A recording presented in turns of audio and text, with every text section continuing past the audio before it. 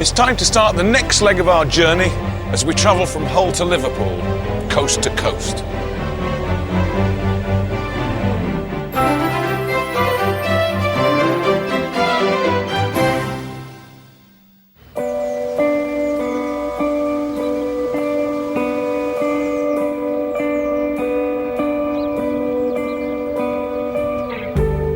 Today promises to be one of beauty and bewilderment as I continue along the Leeds-Liverpool canal.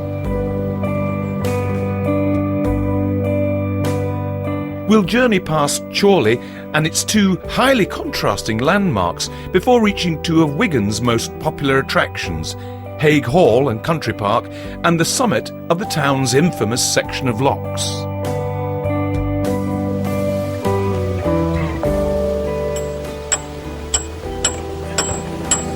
These glorious surroundings are actually Wilton Top Lock, which is part of the Johnson's Hill flight of locks. We're just north of Chorley. It's a place which is very popular at weekends with visitors. Oh, and boat people as well. There are 7 locks in quick succession here, and no two seem to be the same. Some are short, some are long, some feel deeper than others, with the occasional winding hole thrown in for good measure.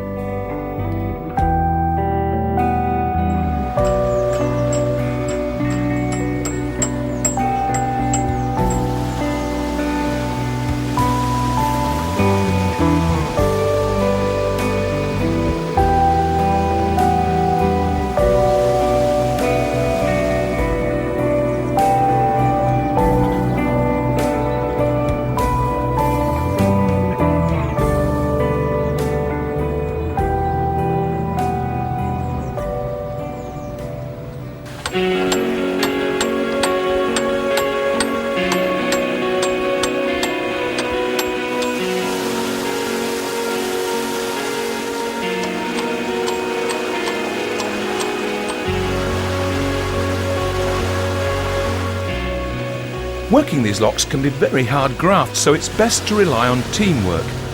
As you can see, Give us a smile, Brian. Brian's still on board steering whilst I wind and lift and pull and push. Men and women can do this, but it's important to be prepared and to know who should be doing what and when.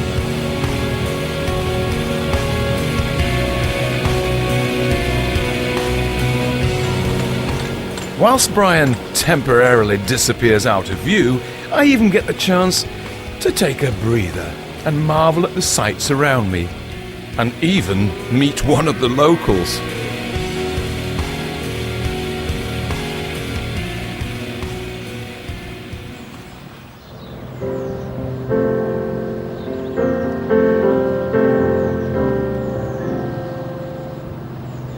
The one thing that strikes me about these locks is that every level offers you a different view, and although you only drop by 65 feet from top to bottom, it feels a lot more at this moment, I can tell you.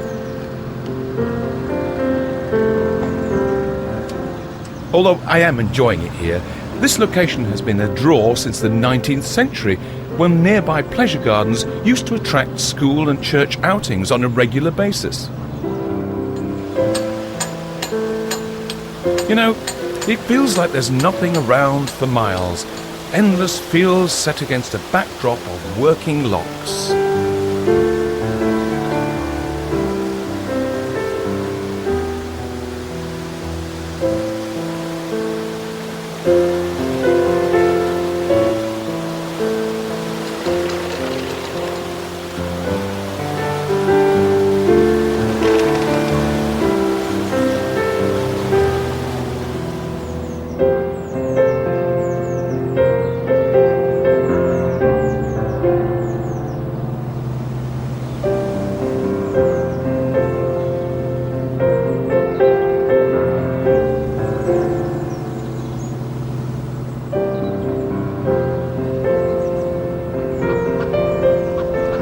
They may take a while to get through, but it's worth the wait.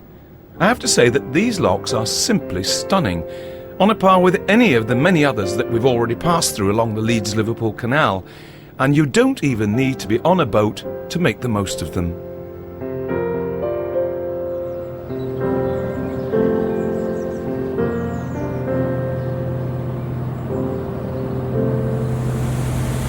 change places with Brian. He's doing a few locks and I'm doing the steering again. Actually, it's a good opportunity to mention the relationship between the steerer and the person doing the locks. It's absolutely vital because canals are full of dangers. For example, I've seen somebody come into a full lock, tie the boat up and then go and let the water out, which means the boat is now hanging on one rope. So you must stay in contact with the person doing the... there he is. Yeah, okay. You've got to stay in contact and give little signals like lift the paddle or drop the paddle. If we got hung up on a rope, Brian would have to stop that water immediately and go and refill the lock to bring the boat back up.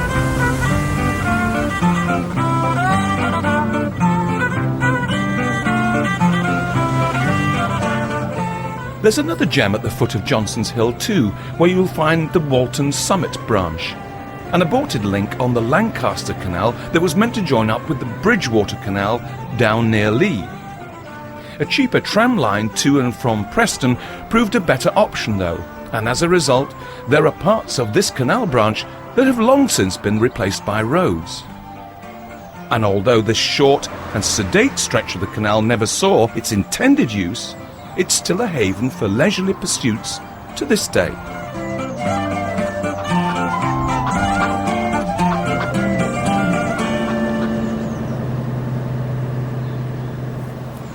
And if Walton Summit demonstrates a fascinating account of Plan A making way for Plan B, then Yorkshire too has its own tale to tell on that score. And in this case, there's a very real hope of recapturing the past. These modern-day streets and fields in Bradford cover a filled-in branch of the Leeds-Liverpool Canal that was closed in 1922, but that long-time campaigners and now council planners hope to see reopened. Well, the idea came out of Bradford's bid to become European Capital of Culture 2008, because one of the interesting things that came out of that bid was the realisation that Bradford was probably the largest city in Britain, if not Europe, without any apparent water flowing through its centre. So we reasoned that wouldn't it be a good idea to try and reintroduce water to help catalyse regeneration in the city centre. Planners aim to stay as true to the previous canal's contours as is possible, with much of the new line following Bradford's Valley and Canal roads from Shipley into the city centre.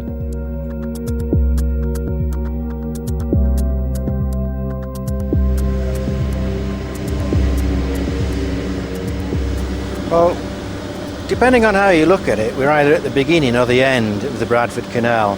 We're right at the junction with the point at which the Bradford Canal progresses southwards towards Bradford.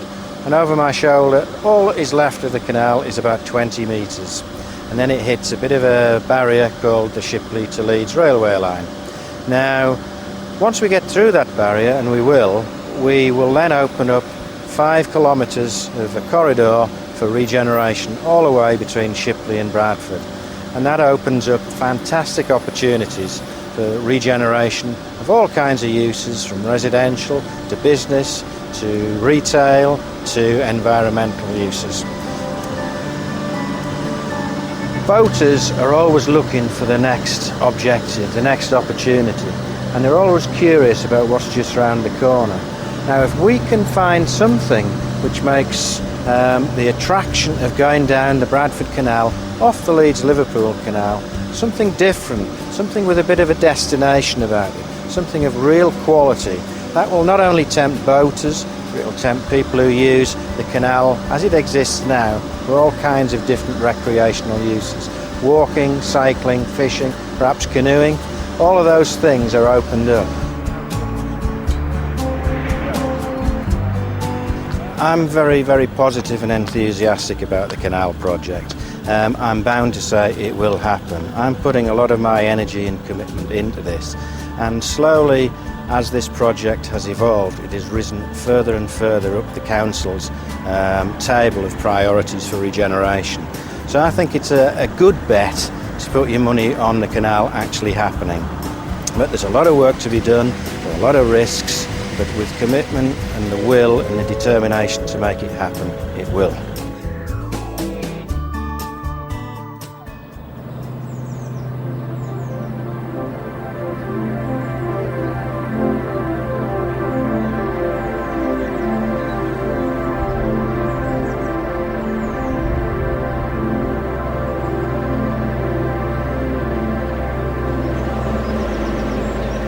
No sooner have you left the splendid countryside at Johnson's Hill behind than the M61 zooms into view, flanked by the first of two buildings that I've only ever been offered a passing glimpse of from a car window.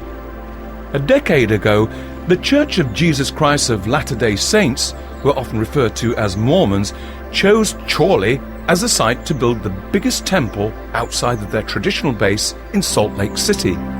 Missionaries first settled in England's northwest in 1837, and subsequently thousands of followers used the Leeds-Liverpool canal en route to emigrating to the United States.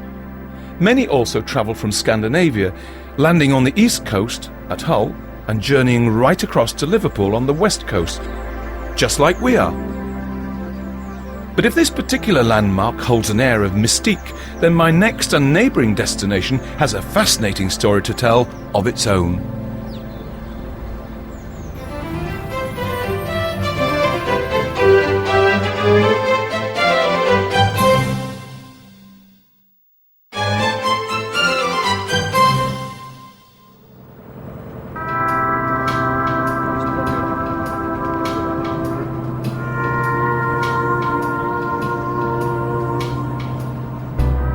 There are a couple of sites which I've always found very curious when I've driven past as a motorist, and this is one of them ahead of us now. Surely Botany Bay can't always have been just a retail outlet. Well, luckily today we've got enough time to discover more about this curious creation. So Arthur, what was the building built for originally? It was built as a cotton mill for the Smethurst family. Now they were the movers and shakers of the day within Chorley. They brought cotton spinning and weaving into Chorley along with one or two other families, but they were the most prominent of their time. And they decided to build Canal Mill next to the canal and paid the princely sum of £40 to draw water off the canal. That saved them, of course, having to build their own reservoir or mill lodge, so it was a cost-saving exercise of its day. This area was actually called Knowley until 1800. However, the sudden influx of canal navvies is thought to have worried residents in neighbouring Chorley, who labelled the area Botany Bay. This was in direct reference to Australia's recently established penal colony. Arthur, can you tell me something about this two villages situation? There are two separate villages, aren't there? Well, Botany was definitely a separate area to Chorley, and the people of Botany were known as Botaniers. The people of Chorley were known as Chorleyans, and still are to this day. But people in this area felt that they were separate. They were in fact a separate community to the main town. It was the port of Chorley. You had a lot of boat people living here, people passing through, coming and going. You had, of course, the early days when the navvies came through and built the canal. A lot of them stayed. So they had their own identity, which to some extent was kept all those years until the motorway came through. When the motorway came through in 68, 69, what you actually see of Botany now, there's very little remains, because the buildings, the habitations, the public houses, everything went. The only thing that remains of Botany Bay is Canal Mill and the Lock and Key pub. That's still there to this day. Not much else remains of the community or the village, the hamlet, call it what you will. That's all gone. The motorway took it over. And so the motorway is in fact responsible for some of the downfall. Well, that's right. Ironic that one form of transportation, namely the canal, was responsible for making Botany Bay, and yet another form of transport, the motorway, was responsible for its demise. Railways are often vilified for killing canal trade, but here in Chorley, it's a car park and a motorway that offers us a scant reminder of the entire community that was once built around what now stands as a lonely monument to its former glory. But then, boaters have continually adapted to change, most notably in World War II, when women were trained to work the canals and accordingly to keep the country running. But for some ladies, these perceived transitory roles would leave a lasting impression on their lives. I was working for Greenwich Observatory, and we were attached to the Admiralty at the time. and there was a lot of indoor work and it got a little bit tedious, and I saw this advertisement in the Times for women to train to be canal boaters. I followed it up, like one or two more, and joined this small band of young ladies from nice refined homes that had never had their hands dirty in their lives, and joined the job and found we were involved in a very arduous and responsible form of transport during the war.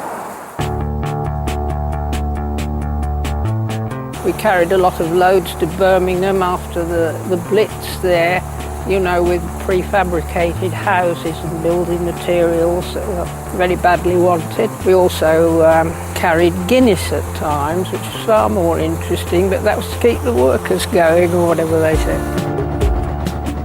We spent a couple of trips with a trainer who was an experienced girl, and after a couple of trips you'd pretty well got the hang of things, and then they turned you loose with boats of your own to make your own mistakes and find out the hard way, which we did, and managed to survive and do the job.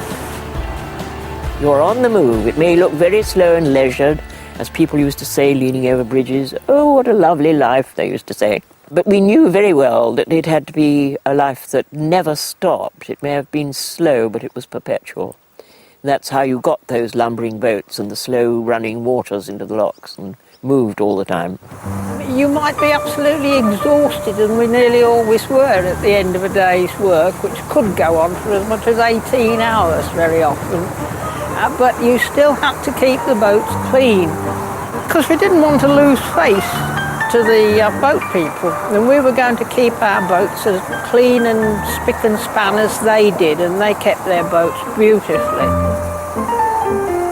Once or twice we had problems with some of the boat families, but we found that if you stood up to them, and even to the point of having running battles with sharp poles and a great deal of bad language, that eventually they became very friendly and seemed to show a bit more respect.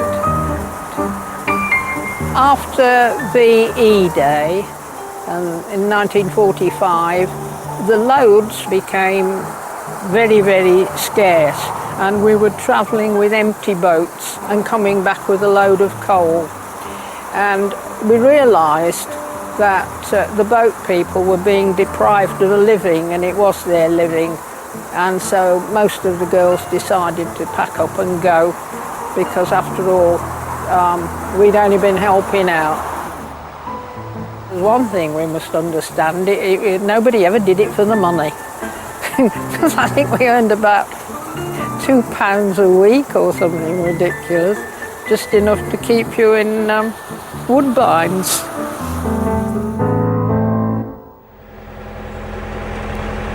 We're well on our way to Wigan, and just ahead of us is the pre-Tudor Hague Hall and its very impressive grounds. Sounds like an invitation to me.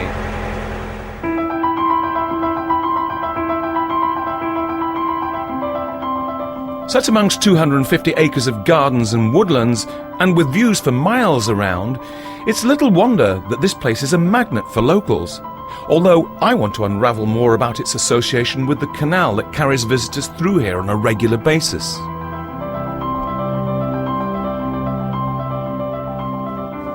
Wow, it really is a very impressive building. Am I pronouncing it correctly, by the way? Is it Hague Hall? I'm afraid it isn't. I've got to correct you though. It's actually Hay Hall. Oh, Hay Hall. Hay Hall, as in hay and straw. Oh, right. So, is that what local people call it? Local people know it as hay. People from outside the area usually call it Hague. What was the major income in those days?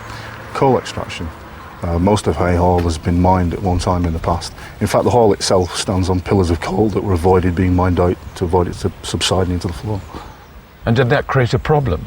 As you can see from the hall now, there are a few lintels that have been replaced, and that's primarily because subsidence cracked the old ones. Well, the old hall itself before this, the reason why this one was built was the old hall was subsiding so much that it started to fall apart. And so these beautiful gardens that we're walking around and standing in, is there coal underneath here? There's still quite a lot of coal that hasn't been mined out, but there's equally a large amount of coal mines as well. So there's a virtual rabbit warren under your feet.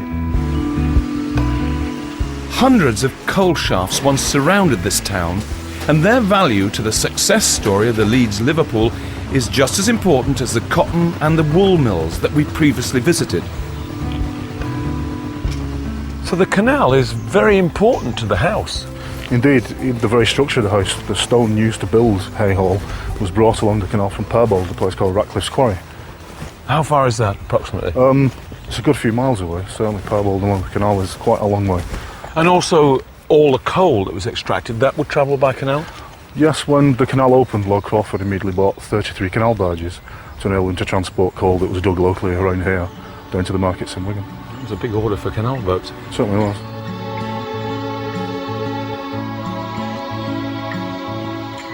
So how far does the canal proceed through the land which belongs to the estate? Probably for about a mile, something like that. It actually splits the park into two. There's an upper side and a lower side to it. And originally the lower part of the estate was open to the public all the time. And the Earl Crawford, wasn't too concerned about people using it as a public park. But the upper side, the other side of the canal, was closed to the public. And what do you think it is that is attracting boaters to go and visit? Well, when they get to this particular part of the canal, they can just see a glimpse of the house, the trees there. And if they take the time just to travel a little bit further on, they can moor up on the other side of the bridge and then walk up the hill and enjoy the amenities. We've got, for example, the golf course, as you can see, the restaurant, and lots of different activities and crafts going on.